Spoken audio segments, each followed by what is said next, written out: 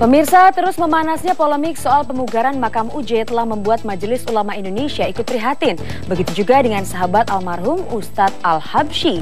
Lalu apa jalan keluar yang mereka tawarkan? Berikut liputan.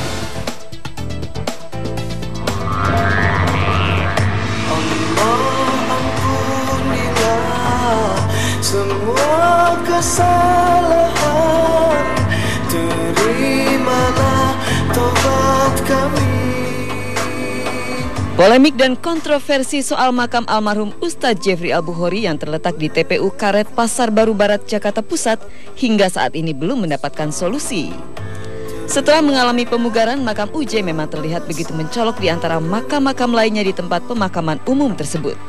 Para pihak yang berkepentingan mengklaim memiliki alasan sendiri hingga terjadinya silang sengketa yang berujung pada polemik tersebut.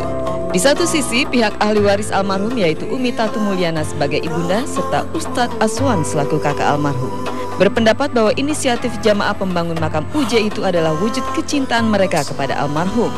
Namun di sisi lain, pembangunan makam itu justru menyalahi perda yang dibuat oleh pemerintah Provinsi DKI. Polemik dan kontroversi tersebut pun akhirnya ditanggapi oleh pihak Majelis Ulama Indonesia melalui komisi fatwanya Ustadz Aminuddin Yaqub. Ini persoalan yang sebetulnya sederhana, yang bisa dengan mudah kita selesaikan kalau kembali kepada ajaran agama, begitu. Ya, jadi ini bukan hanya soal makam UJ, tetapi juga harus dilihat keberadaan makam-makam yang lainnya, kebutuhan masyarakat akan makam karena lahan di Jakarta yang makin terbatas, adanya peraturan daerah yang mengatur itu, adanya aturan syariat agama juga yang menganjurkan dan mengatur mengenai masalah pemakaman. Jadi semuanya sudah clear menurut saya. Jadi kembali kepada aturan agama dan aturan negara saja. Aturan negara yang tertuang dalam Peraturan Daerah Nomor 3 Tahun 2007 itu mengatur tentang tata cara pemakaman di Provinsi DKI Jakarta. Dalam perda itu ada salah satu pasal yang menyatakan bahwa di TPU atau Taman Pemakaman Umum yang dikelola oleh Pemprov, makam-makam akan diatur sesuai standar. Standar itu disebut makam plaket, dan di atasnya itu, di pusarannya itu ada perumputan sehingga warna itu hijau. Nah, gitulah. Jadi kita ini sekarang ini Jakarta ini kan sudah padat. Nah, resapan airnya berkurang. Salah satu resapan air itu adalah taman pemakaman. Nah, ini ada peraturan negara yang mengatur hal itu. Ya, dan peraturan itu justru mendukung syariat agama. Maka dikembalikan saja kepada aturan yang ada. Dan Pemda dengan perda yang ada itu memiliki otoritas untuk itu. Tentu ada alasan yang sangat kuat di balik terbitnya perda tentang pemakaman itu. Bagi kota yang tidak bisa menambah wilayah seperti Jakarta, daerah resapan air non-beton menjadi alasan kuat di balik perda tersebut. Perda itu pun dikatakan oleh MUI sejalan dengan syariat Islam. Tapi bagaimana pihak MUI dapat mengatakan bahwa perda itu sejalan dengan syariat Islam? Di makam keluarga saja itu dimakruhkan oleh ulama. Itu menurut hukum syariat agama. Nah, sekarang apalagi itu dikelola oleh negara. Kalau menurut syariat agama kan memang sudah jelas bahwa hukum asalnya meninggikan kuburan itu memang dilarang oleh Nabi, karena memang ada hadis riwayat Muslim yang melarang hal itu. Sebagian ulama membolehkan kalau hanya ada diberikan tanda gundukan sedikit dan ada tanda batu nisan, itu masih bisa dipahami. Persoalan syariat itu terkait juga di mana makam itu diletakkan. Kalau di tempat pemakaman umum, itu jumhurul ulama malah mengharamkan. Karena apa? Karena dapat menghalangi jenazah lain di masa yang akan datang yang akan dimakamkan di tempat yang serupa. Agama sudah tentu menjadi tuntunan supaya para pemeluknya bisa menjalani hidup dengan baik dan tanpa gesekan kepentingan.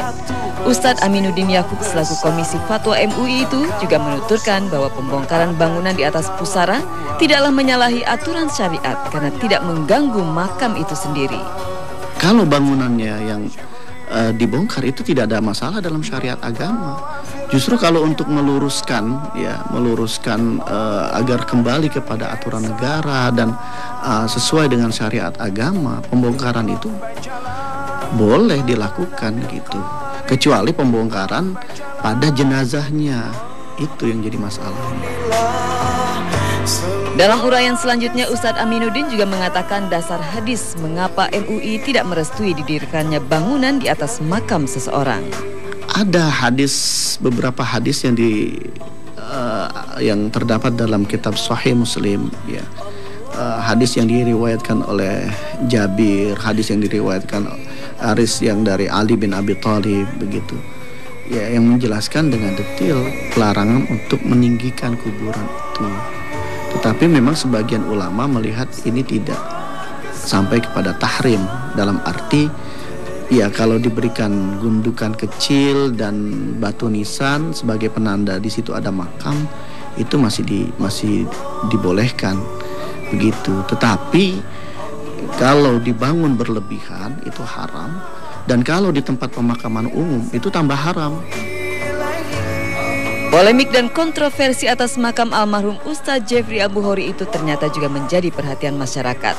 Berbagai tanggapan seputar polemik itu pun menjadi keprihatinan sebagian warga yang pada hari Minggu kemarin menyambangi makam UJ untuk berziarah. Kalau dari ilmu fikih, ya itu dari agama, kalau kuburan untuk wakaf, memang kalau berlebihan tidak boleh.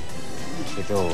Kalau kuburan itu kuburan pribadi, itu dari cara agama dibentuk apapun boleh, tapi kalau di tanah-tanah wakaf umum itu sebaiknya itu ya, sejajar dengan yang lain. Kalau saya pribadi, saya senang lebih bisa makan rata aja gitu, nggak seperti diheboh-hebohkan seperti makam-makam para wali-wali gitu ya. Jadi sama orang-orang jadi sejajar gitu, walaupun dia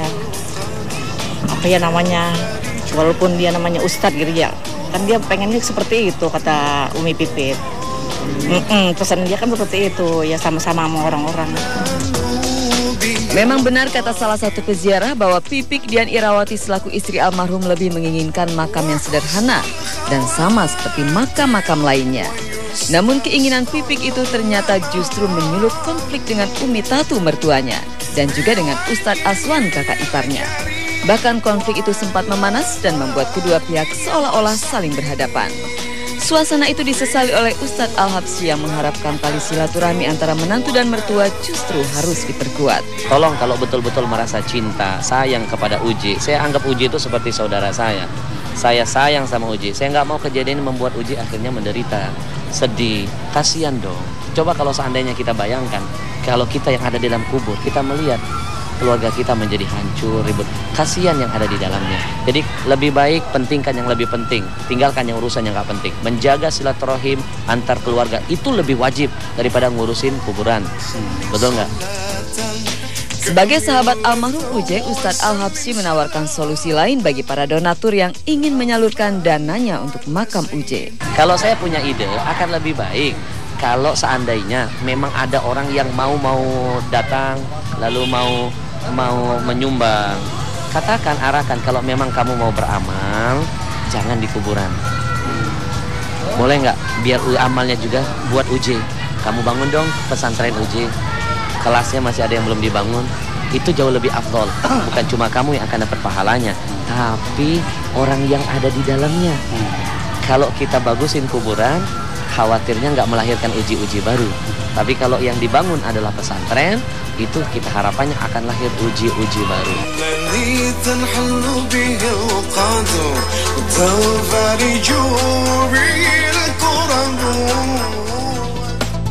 Cukup prihatin ya ngelihat keadaannya banyak sekali sampah, dan itu sebenarnya ekosistem laut yang harusnya indah banget dan airnya jernih.